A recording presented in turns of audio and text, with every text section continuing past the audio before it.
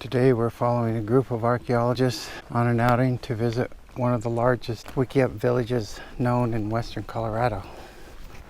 This village is near one of the larger towns. It's isolated by terrain and is fairly well preserved. The site has approximately 80 Wickiup type structures and other wooden features, which will be good examples for other archaeologists of the types of features that we record. We're just coming into the edge of the village. This is the remains of one of the Wickiups. Poles are on the ground here. This was probably what we call a leaner, leaning into the tree. A lot of the structures are that way.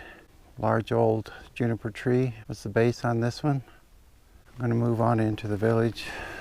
There has been some wood cutting allowed in the past in this area. You can tell by the large stumps that have been cut and the slashed debris in the area. Seems not to have affected the main part of the village though. We're coming up onto remains of a Wickiup that is partially standing. Again, this is a type where they lean poles up into a tree. Fence post collectors from the early ranching period often collected a lot of the Wickiup poles. The Bureau of Land Management has placed a sign identifying this as an important resource. Pole clusters are visible throughout the site. A couple of leaning posts in a tree. Also associated with most of these are clusters of fire-cracked rock, indicating where they've had a surface fire. Many other artifacts have been found here, including groundstone, metal artifacts, and cobble fragments that were used to prepare hides. This one seems to be fairly well intact.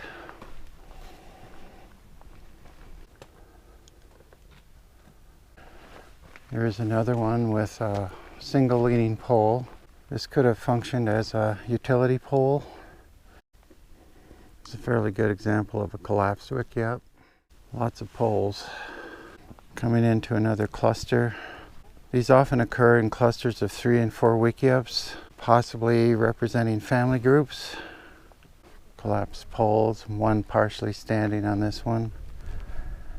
Several standing here. Various sizes, some fairly large posts. These are probably collected and not cut. So we're coming upon a freestanding Wickiup that's collapsed. You can tell by the wagon wheel shape. Notably, poles on the ground deteriorate much faster. Seems to be a few more standing, another standing one over here. Collapsed poles by this big tree. As we get into different parts of the village, poles are standing. Many of the structures have identifying markers left by the archaeologist. Some of the floors of the Wickiups have bark covering, bark mats. Some of the longer poles used as utility poles for drying meat, hanging clothing for drying, all sorts of utilities. This is an area where previous archaeological groups did some excavation work, and a grid was laid out here using these tall rebars.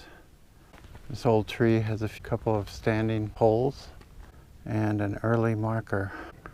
This cluster possibly represents another freestanding Wickiup. Several poles on the ground here, one freestanding. This again looks like a collapsed freestanding Wickiup. This has an associated FCR scatter, fire-cracked rock, right at the head of the shadow there. This might represent a type we call a pull down. Those are probably the hardest to identify, mainly because of natural breakage, lightning strike, etc. When you find this in association with other structures with standing poles, it increases the likelihood of the occurrence of these pull down. Several poles on the ground here. Coming up on an area with a thermal feature, quite a bit of FCR and some ash stained soil. These poles look like they were part of a freestanding one. Very long One Wickiup I found in the peon has very long poles and covered an area that's about 4 meters in diameter, and we were thinking it could have been one of the community gathering places.